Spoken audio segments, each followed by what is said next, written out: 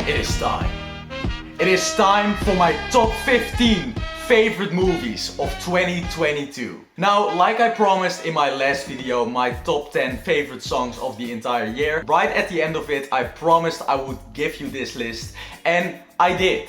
But it was very difficult for me to actually know the order in which I ranked the movies, because I think for the first time in a very long time, I gave all of my top 15 favorite movies an 8 or higher. And that's because, just like we saw with the Oscars, that is because we saw so much quality released this year. So let's just start with my number 15. Number 15, Moon Age Daydream. This is not only my favorite documentary of the entire year, as I actually saw quite a few this year, but this documentary also really hit me on a personal level. Like, I don't know about you, but I really like David Bowie's music, but I actually didn't listen to him all that often. But what I really loved about this documentary is not that we have 15 different people that we interview. We actually have a lot of interview footage of David Bowie when he was still alive. But the best part about this documentary, and why it's better than any other documentary I have seen this year, is because of the absolutely brilliant editing. It is just on another level. And even the opening, like, talk about one of the greatest intros of the entire year. David Bowie is absolutely a musical legend. But what is very interesting about this documentary, we actually learn quite a lot about him personally. His view on the world, how he sees his own life, how he thinks and how he works at different parts of his life. The only thing why it isn't higher on this list was because the ending I didn't think was spectacular, and I thought we could have had a longer documentary with a better ending. But still, if you haven't seen Moon Age Daydream, it is absolutely fantastic. Number 14, Avatar, The Way of Water. Back when Avatar 1 was released, I actually was 7 years old. And I remember seeing it in the theater with my dad and my brother and just absolutely loving the movie. Of course, visually it was magnificent, it was stunning. And then for all of these years, I can remember how there was gonna come an Avatar 2, 3, 4, 5. Like, we are gonna get this whole Avatar universe. And to be honest, I wasn't really that excited for the second Avatar, but when I saw it in theaters, I was so supremely surprised. And no, not that the story is great or anything, but I just love this world that James Cameron can create. The story is about the world. The world itself is the story. Exploring this world of Pandora, seeing the different kind of tribes, the different kind of ways the Na'vi live. And yeah, sure, a lot of the story is corny, and even the bad guys are a little bit corny. Even though I thought the bad guy in this one was better than in the first one, to be honest. But why this movie works so well for me is because it doesn't focus on Jake Sully. And listen, it also didn't really focus on Zoe Saldana, and she was actually one of the better parts of the first one. But I actually liked following his children because they actually had a personality. And not to mention, the special effects are a film nerd's wet dream. Like, every time it was dark and I just saw a few lights shimmer through a few leaves or trees or debris, I was just happy. You know, I was like, this is what happiness feels like. To see special effects like this is actually unbelievable. Especially because everybody is hating on Marvel now for their special effects. So the fact that James Cameron actually pulled the effects off and they all looked absolutely fantastic. And no, I didn't see it in a high frame rate, and I do think that can actually harm your experience from what I have heard. But I just love the world of Pandora, and I love how we explored this new part of this fantastic world James Cameron created. Number 13, After Sun. So it's actually funny, because After Sun, you can actually argue nothing happens the entire movie. It is just about a father and daughter having a holiday together. And quite a boring one at that. But what makes After Sun such a great movie is these two characters. After Sun doesn't show you anything. It isn't really about anything. It is just about people. And the layers that these two, and especially the dad character, has is actually shown throughout the entirety of the movie. you only realize it at the end. But actually the fantastic acting of both of them really elevates this movie to a great movie. Because if you don't believe one of these characters, the movie just doesn't work. It relies on these two. But the screenwriting is also absolutely perfect. Aftersun truly is a movie that you need to see for yourself to understand what I mean. Because I don't want to spoil anything for you. The log line, what I told you it was about, just know that and just watch it, and you maybe think now, oh, that's so boring. But you have to experience it for yourself. It is so personal. It is the realest movie I have seen this entire year, and it is truly a special film. And also Paul Mescal, a special shout out to him, because he is one of the best subtle actors working right now. Number 12.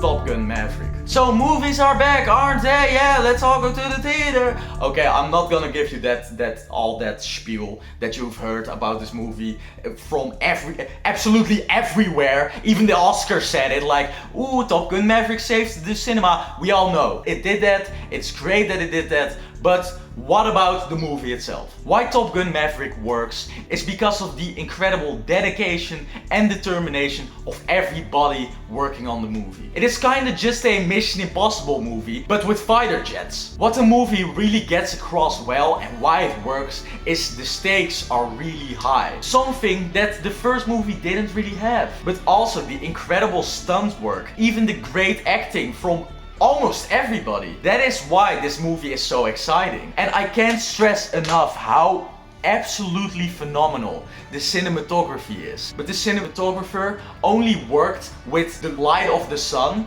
and he had about a couple of minutes to get the shot before the actors actually almost passed out. It is so incredible what they accomplished and what Tom Cruise and his entire team keeps accomplishing with every single movie they make together. And listen, in my opinion, it isn't perfect, it has a few issues, but that doesn't mean that this is one of the most exciting movies that you could have seen last year in theaters. That's why Top Gun Maverick is on here, that's why it's on almost everybody's list, because it is a great movie and it's so much fun. Number 11. Guillermo del Toro's Pinocchio. So Pinocchio is a story that has been told way too many times. I'm actually done with Pinocchio movies coming out. I'm completely done. So when I heard that Guillermo del Toro would make a Pinocchio movie, I was definitely interested, but I was like, can't he do just something original again? Like, come on, Nightmare Alley, I didn't like that at all. And Shape of Water was good,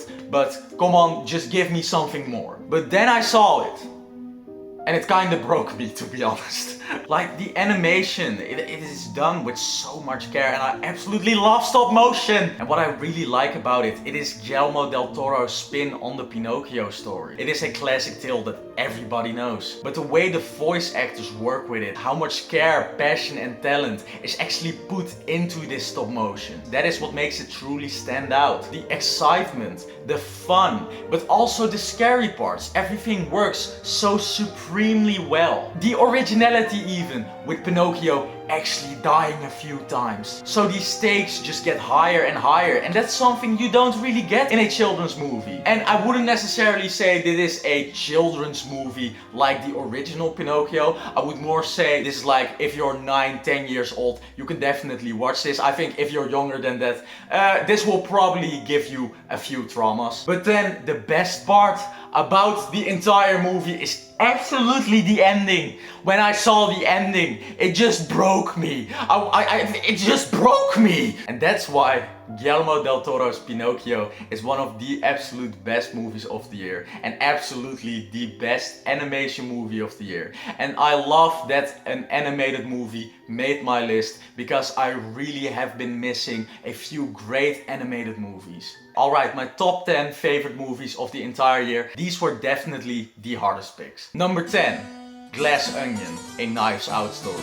Rian Johnson is absolutely one of my absolute favorite screenwriters just working right now. I love the fact that he doesn't give you what you want. He truly chooses to follow his own story. And if you don't like it, that's your problem. So the fact that Netflix gave him all of this money to make 2 more Knives Out movies, I absolutely love it. And I absolutely love this movie.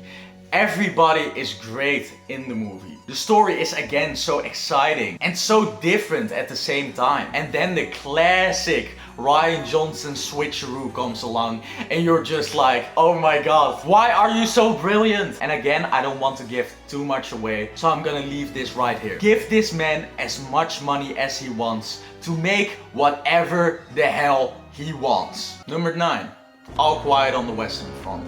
Yes, I know it is just another war movie, but in my opinion, a great one at that. All Quiet on the Western Front is so intense, so suspenseful, and that is because the movie is made absolutely phenomenally. The cinematography is to die for. What I want out of a war movie is not that I watch it and I think to myself, whoa, that looks cool. I want to be scared, I want to be in it. And that is what this movie gives you. You are really in this war with these characters. Not to say that the characters are great or anything, but it really gives you this feeling of I'm scared and I don't know what to do. What 1917, for example, was for some people, I thought it wasn't good. But what that movie did for some people, the intensity, the scariness, that is what this movie did for me. One gripe I have with the movie is that the color grading isn't all that great. I actually think in a few shots, the saturation was actually way too high. And also the score just doesn't fit the movie at all. It is not a bad score or anything. And I know it won best score and that annoyed the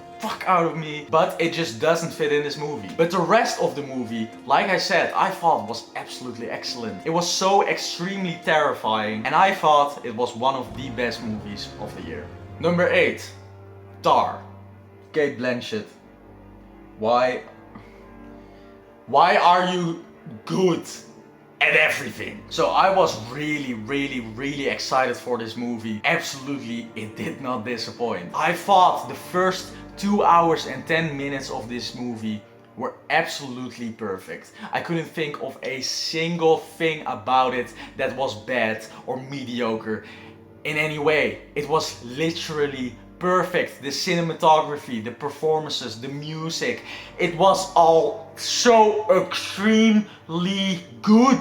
But why it isn't higher on the list is because of the last 30 minutes. I actually feel like there are scenes missing because the progression of the story just doesn't feel natural at all. It feels like it switches too quickly.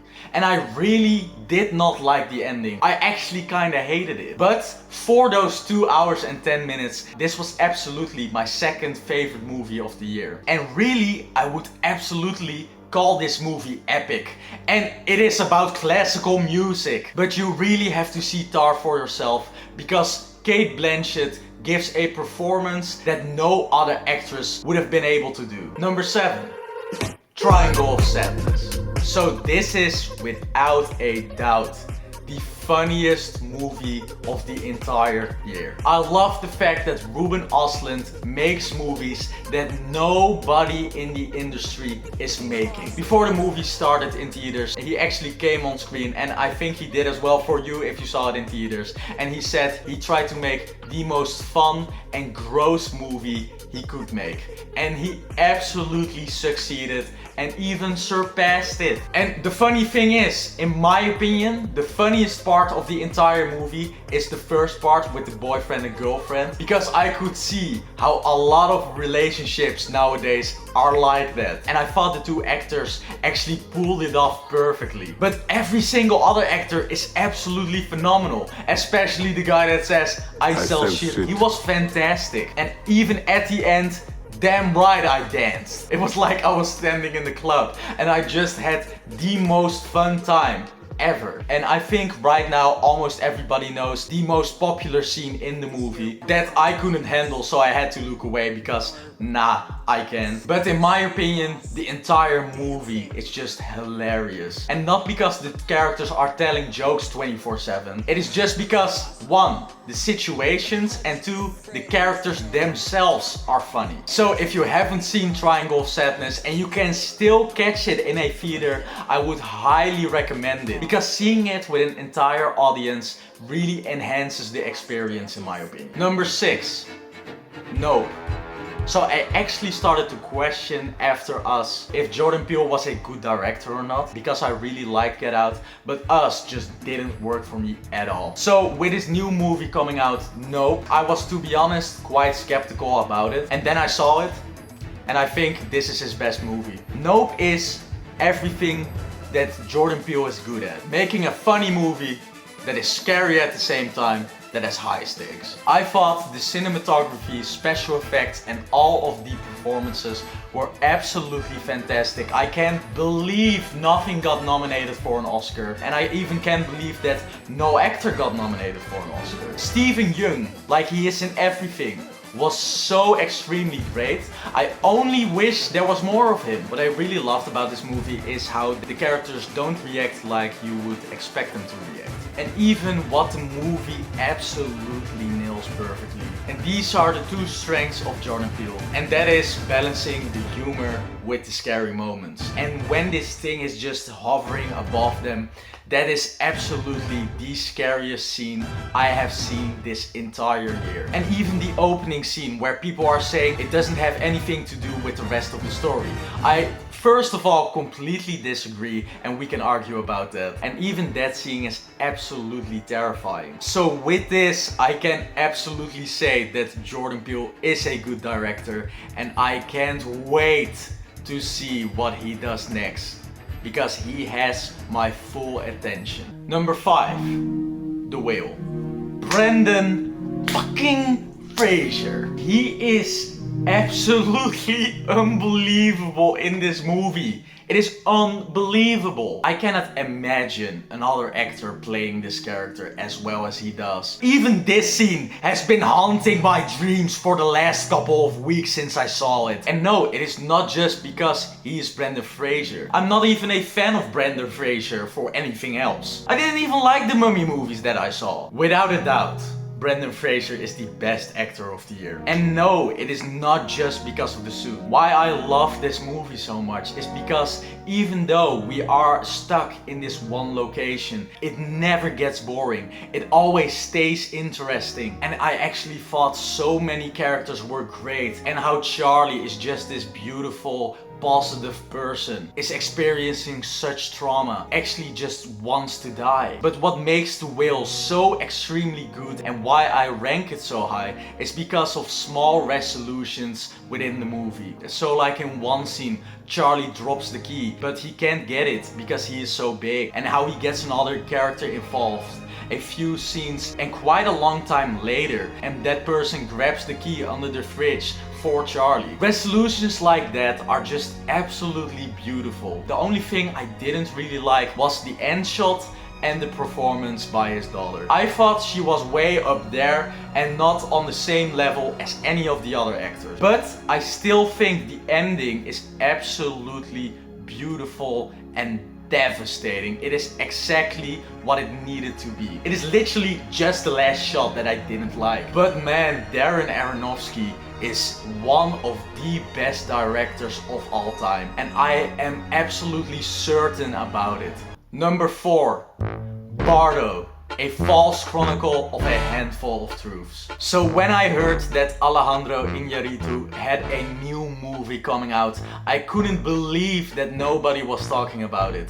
And seeing the reviews, people weren't blown away at all. So I went to go see this with my friend in theaters, and it wasn't crowded at all. It was actually quite lucky that we got to see it because it wasn't in theaters all that long. But from the moment Bardo started, till the moment it finished. It had my attention throughout, and that is because of the absolutely fantastic performance by Danny Ocasio. He is so fantastic as this character, it is ridiculous. But not only that, the cinematography of Bardo is absolutely perfect, so is the editing, so is the music. It is, in my opinion, an iconic soundtrack, and I can't believe that almost nobody saw it, and the people that did see it weren't even that impressed. Because sure, listen, it is a weird movie, it is a really out there abstract movie. It doesn't give you the answers until the end, but in my opinion, the scenes themselves were all so entertaining,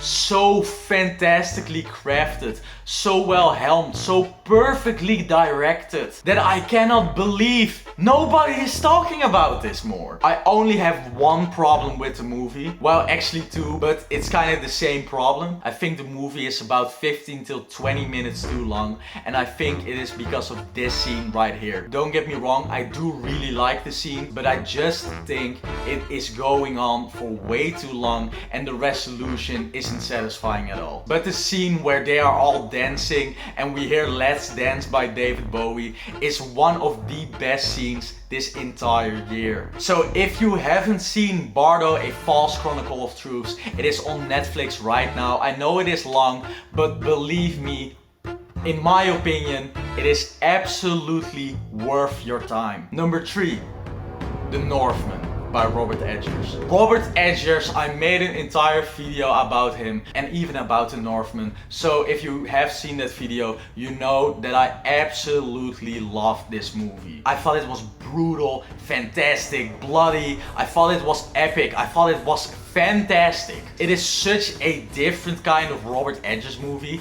that I am convinced that everything he does, it will be great, it will be worth watching, and it will probably be perfect, even though I don't give The Northman a perfect rating. But I do give it a 9, and that is like, you know, absolutely unbelievable. You have to check it out. But this is the type of movie that I love to see. An action movie with a real story, real characters, real consequences, decisions that you maybe don't always agree with, but you understand why that character is making that specific type of decision. I can't wait to see the making of footage from this movie, how they all did it, and I cannot believe even this wasn't nominated for anything, not even production design. Are you kidding me? And Nicole Kidman is so extremely fantastic. This movie is so awesome. It is the coolest movie of the year, without a doubt. Well, alright, second coolest, because my first is the coolest. But this is the second coolest movie of the year. It is, it's exactly what I want. It is exactly what we needed this year. And I'm so happy that The Northman actually did well. Yeah, I know, I said this. Northman is about to bomb. And that's really sad. And I'm very disappointed in, again, the audience with what I said in Vote With Your Wallet. When it came out on digital, DVD and Blu-ray, it actually made profit. So I'm so extremely happy that that happened. And that maybe in the future, Robert Eggers, if he wants to, because he said he didn't really want to anymore, gets the budget that he wants. That is for me the most important thing. Give this century-defying director the money that he wants and let him make, just like Rian Johnson, whatever the hell he wants. He is that great, and that's how much I love The Northman. Alright, we're here. So just like last year, I only gave 2 movies that I saw a perfect 10 out of 10 rating. And that is because when I saw them, I was blown away, not only on a technical level, on an emotional level, on an entertainment level, on an originality level. These 2 movies were just absolutely perfect. That is why they are my number 1 and 2. Number 2, Babylon by Damien Chazelle. So, Babylon. Yes, I know Jimmy Kimmel made the joke that was actually very childish in my opinion and not funny at all, just like none of his jokes are funny, to be honest. But let's talk about what is great about this movie, because we all know, unfortunately, it lost so much money. But I absolutely love this movie. and I absolutely love Damien Chazelle. He is my favorite director, period. And all 4 movies I have seen of him, I have all given them a perfect 10 out of 10 rating. I said this to one of my friends, why he is my favorite director, and that is because all of his movies just hit me on such a deep and personal level. It is almost like he has seen a treatment of my entire life and he picks random things out of my life and he says, yes, we are gonna do that, but then in my own way, and he is gonna watch it and it's gonna hit him every single time, again, again, and again, and again. Because Babylon, when I heard what it was about, I actually started off a little bit skeptical because of the many movies that have come out before that are about the movies going from silent films to talkies. But Damien Chazelle truly has grown up, and you can see that in spades in this movie. The opening scene is absolutely insane. This whole movie is insane. And just like these actors are all these drugged up addicts, I was addicted to this first hour and a half of this movie. And then when the talkies come into the picture, the movie just hits you in your face and it just keeps hitting you and hitting you. And it really hurt me and hit me, and I just felt everything. And after you finish this movie and you walk out of the theater, 2 times I saw it in theaters, I came out and I really had to re-enter the real world because I was in a completely different world for the past 3 hours. I love movies like this that are just about characters, and there is absolutely a plot, but the characters are the main plot. They are the interesting ones. That is what I love. And Margot Robbie is so fantastic in every single scene. It is unbelievable. The score is gorgeous by Justin Hurwitz once again, like it always is with all of the movies he and Damien work on together. Diego Calva, I have never heard of him, and he is one of my favorite actors the last year. I thought almost every scene was so exciting. Painful scenes truly hurt me, very deep actually. And I thought everything about the movie was perfect. And no, I didn't even think it was too long. I thought every single scene was either hilarious, scary, or heartbreaking. And if every single scene is like that, you have my complete and full attention. And the ending I actually thought worked really well in this movie. So that is why Babylon is my second favorite movie of 2022. It would absolutely have been my favorite movie of the year if it wasn't for my number 1. Because when I saw my favorite movie last year, I made a video about this and I said in it, if Babylon doesn't blow me away, nothing will. And it blew me away. But not like this movie. Number 1. Everything, Everywhere, All at Once by the Daniels. Where to start? The Daniels made a movie I have never seen in my life ever, and I will never see anything like this ever again. Like I said previously, I made an entire video talking about this, how much I love this movie, and over time this movie has meant more and more to me personally and has helped me so much the past year that when I saw it, to be honest, I already knew that I wasn't gonna see anything better than this. A lot has been said about this movie, of course, and it won so many Oscars, and I was cheering and nearly crying at Ke Huy Quan winning. But this movie just gets it. This is everything movies are supposed to be. It needs to be original. You need to have talent that knows what they are doing. Great actors, actresses, great people behind the camera. Like, this is the ultimate movie. Why I knew nothing was gonna surpass this was because not only I find the movie hilarious, but every time I watch it, it just kind of breaks me. I knew the first time I saw this movie that it was without a doubt in my top 10 favorite and best movies that I have ever seen in my life. And this movie means so much to me personally, more than I could ever explain in words. And the performance that not only Michelle Yeoh delivers, but Ki Hu Kwan. His story is absolutely not only heartbreaking but beautiful, just like this movie. And the moment he says he isn't stupid, he is being nice for a reason, that part always breaks me. A movie so perfect and beautiful that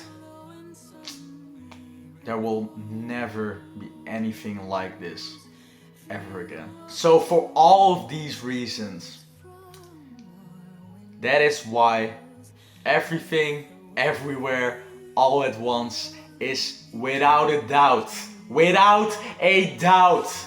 the best movie of 2022. I want to thank you for watching this video. What a year of movies it has been. It has been absolutely great. Even a lot of movies that I gave a 7 out of 10 to that I didn't even mention were also really good. And I'm hoping to upload a lot more videos this year, if I get some new inspiration, of course. But if you want to let me know your favorite movie, just let me know down in the comments. And I will see you in the next one. Because this year is gonna be absolutely crazy with every movies that are coming out, of course. So like I said, subscribe to my channel, like the video, and I will see you in the next one.